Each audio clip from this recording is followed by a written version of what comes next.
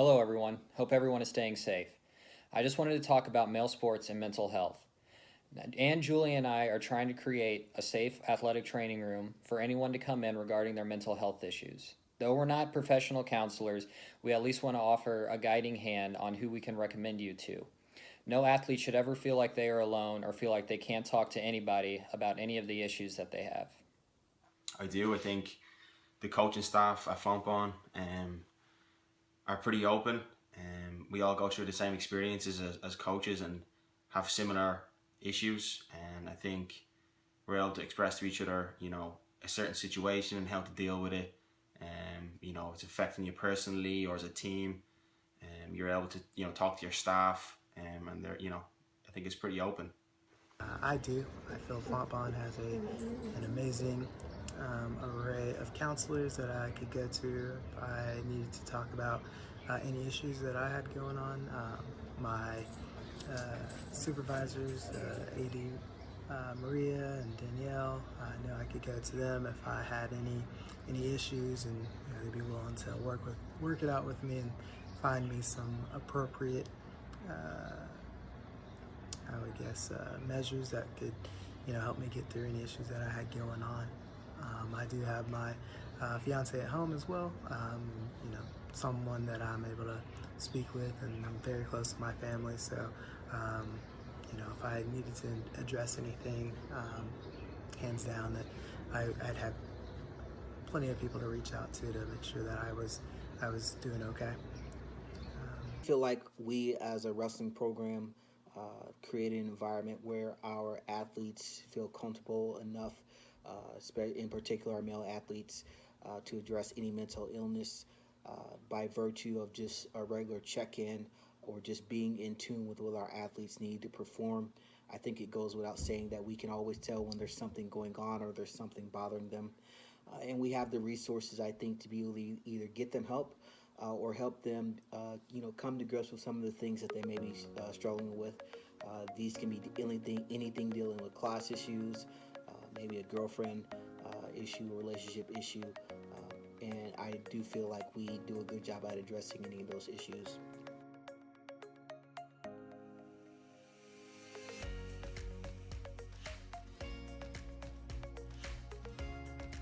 Having coached both males and females, I would say there's definitely a difference in the environments. Female environments seem to be a little bit more energetic, and there's a lot more laughing. Not that there's anything wrong with that. Male environments seem to be a little bit more competitive. It's a little quieter, and guys are ready to compete, and they kind of get after it. Not that the females don't. I think that's just the difference, though, in the genders. I don't think there's any positive or negative about it. As a men's and women's wrestling coach, I do feel that there are two separate environments. You always hear about females being, very disciplined in their practice.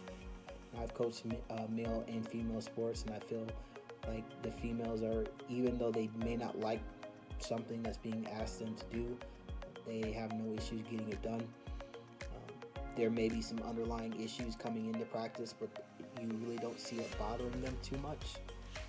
At the same time, if there are issues within the team, you do see a lot of that affecting the team in general. In male sports, I think it's the same thing, that during the course of practice, may not be any ill will, but off the mat, there may be some ill will. But as a general rule of thumb, I think that both teams definitely support each other, and with us being such a close-knit community and being able to trust one another, it kind of lessens the problems that may happen off the mat. And again, the practice environment, again, it's a little when it comes to my women's teams. They like to keep it light and fun. You're not going to do a lot of yelling and screaming. You might find yourself in the midst of a dance battle or a dance party just because they want to break up, practice. So there's two very different personalities when you're talking about men and women. but they do want to compete at the high level. They do want to win. They do train hard. They just do it in their own different environments. Being a coach for a men's and women's team in cross country and track and field, I think there definitely is a different environment between the two teams. I think, like we stated before, that men's side, in my personal experience, just teams that I've dealt with, it's definitely that, work through it, toughness mentality. We don't really talk about, those struggles that we're going through that day, or, the struggles that we might be going through the lifetime. It's just a situation where, you're expected to push through. You're expected to just, really not express those emotions and just, work through it, through working hard, through, just figuring out on your own. I think with my women's team and the teams that I've dealt with, there's a lot more of that emotional side where we're talking about, our feelings and things that are going on, and we're kind of really working through it together, and talking through kind of any issues that we have going on within the team and with ourselves and things like that. And I think our women's team does a better job of seeking out kind of some solutions to any of those issues that they're having. And while I do make it aware, apparent to my athletes, and that I'm here for whatever needs they have. I know our women's team does a lot better job of just coming out and expressing kind of what's going on.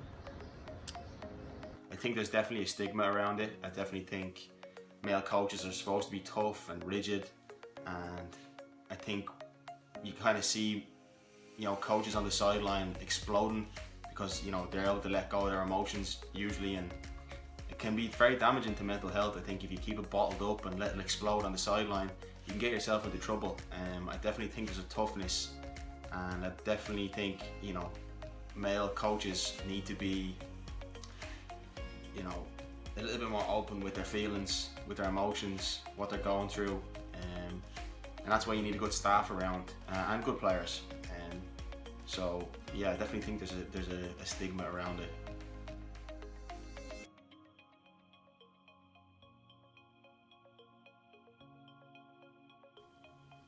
Sometimes in male sports, there can be a certain stigma of physical and mental toughness. Though I understand that it's important to push yourselves in order to get better, it should never compromise your mental or physical health. Pain is not weakness, and it should be addressed professionally and appropriately. In wrestling, it is essentially you versus another person on the mat. So it's very hard to kind of say that you don't have a toughness about you. I think that by nature, wrestlers have a pretty hectic lifestyle just from having to balance nutrition, going to class, and then also having to manage weight. So that can change, how they react emotionally in certain times. But you want to go dominate essentially another person that you're wrestling. So it's very hard to kind of let your guard down. And it may be that we have to work on getting them different types of outlets when they're not competing.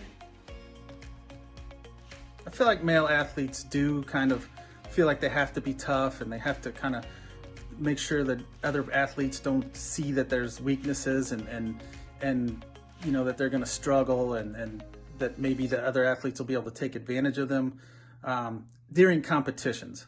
However, I feel like off the field and during trainings and things like that, athletes are pretty supportive and able to pay attention to each other and make sure everybody's kind of taken care of. As a male, and even a coach, I think that there is that toughness that you need to push through. certain things. When it comes to,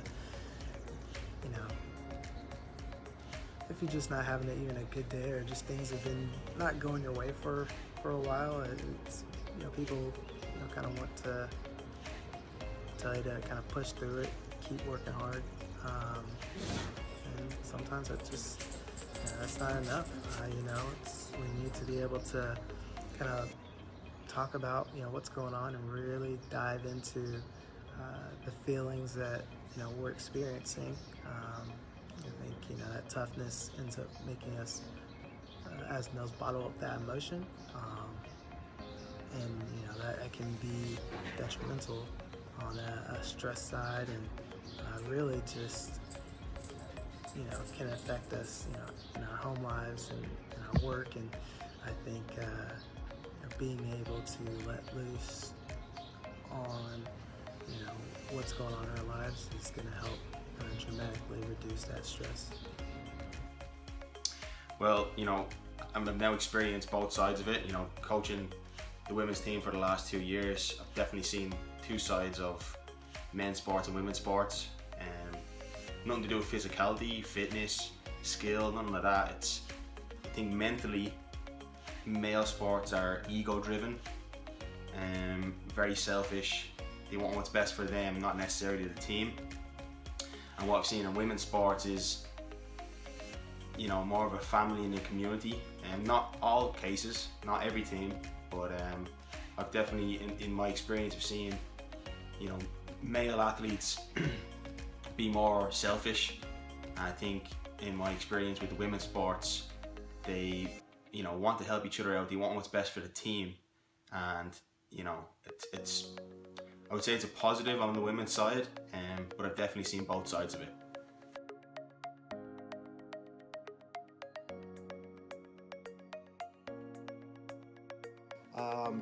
As a former wrestler that went to a Division I college, the Division I tag was synonymous with making sure that you were the best of the best, or you trained to be the best of the best or beat the best of the best.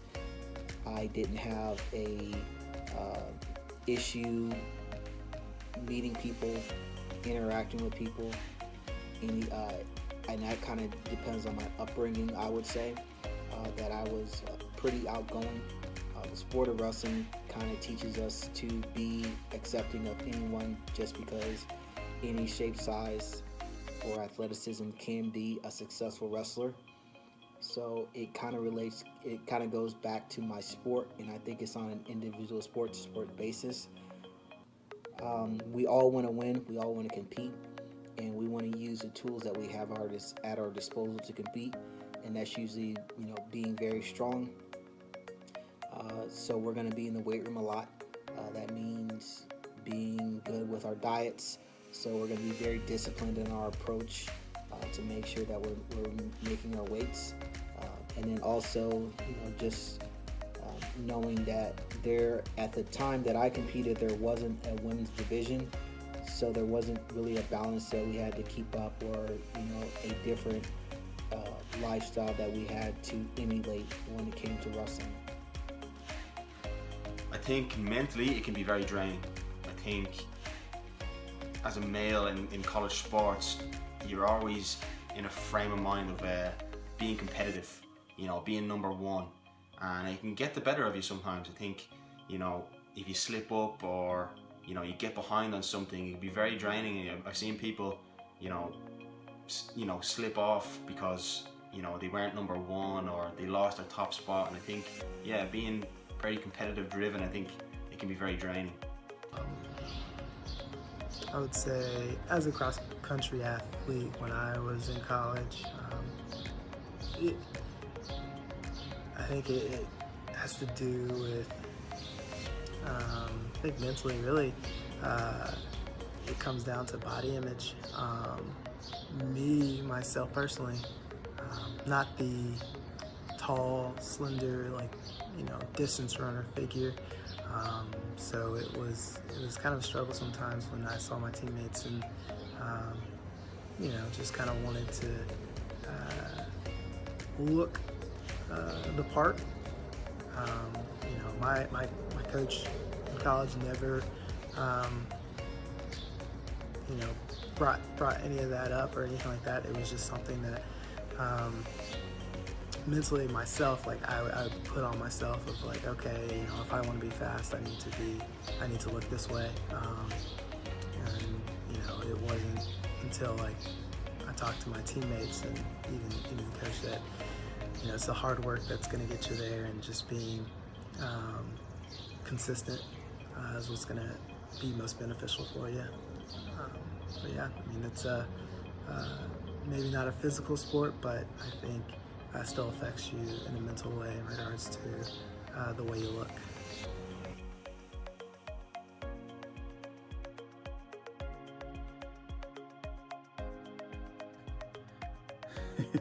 It's kind of a tough question to answer. Back when I was playing, there wasn't as much awareness of mental health issues. You kind of just were expected to deal with it on your own, and guys kind of did at times. Coaches weren't prepared and weren't as trained, I think. As a player, you just kind of knew that, and you kind of kept to yourself. It probably wasn't the healthiest, but it kind of worked for the times the way they were. I think when I first came to the States as a freshman, I went to East Central College. I had a coach, Keane Barkley, and he had an open door policy. I was in there sitting, just chatting about football, chatting about the news, chatting about the team, and I could have been, there was times where I was homesick, and I was able to go in and chat to him, and he was able to give me experiences that he had, and being away from home, being in different countries, and because it does affect you being away from home. And I think, yeah, he was open, whether he said it or not, but I think he was, there to help me mentally. It wasn't a problem for him to just have a chat with me. Even though I might have been interrupting him, it wasn't a problem. So yeah, Keane Barkley, big shout out to him. During my competition days, did I feel comfortable? No. Just to be honest, you really didn't want to let your coach know that you were struggling with things, especially at the D1 level, because that could jeopardize your starting spot, particularly, or maybe you getting a chance at being a starter. So if you had issues, particularly in my sport of wrestling, you just kind of battled through them. You didn't want to miss out on an opportunity to be the guy. So maybe there were some things that that you needed to figure out and kind of discover. But I felt like, there were some things that we had to keep hidden, some things that we had to keep down. That was my decision to not really let anybody in. My relationship that I had with my girlfriend at the time, now wife, she was very instrumental in giving me a sounding board. So I think in most times that we just have somebody that kind of have an outlet and somebody that listens, it kind of helps a lot with what we have, what we're going through on a daily basis. So that doesn't really affect a lot of what I do today. I mostly want to make sure that I provide an environment where my door is always open and our athletes feel comfortable coming to us. My head coach was by far a great role model and example. I could go and talk to him about anything and everything, from breakups to issues from being away from home, or issues at home. Something where now he's one of my best friends, because he's always had that open door policy of if things are going on, reach out to me, and I'll have may not have the answers for you, but I'll be able to at least talk to you and let you kind of talk it out and work through those emotions. So yeah, those are the questions that I finished up, and I hope you guys are having a great day, week, month, whenever this is, and stay safe, and can't wait to be with you guys back on campus.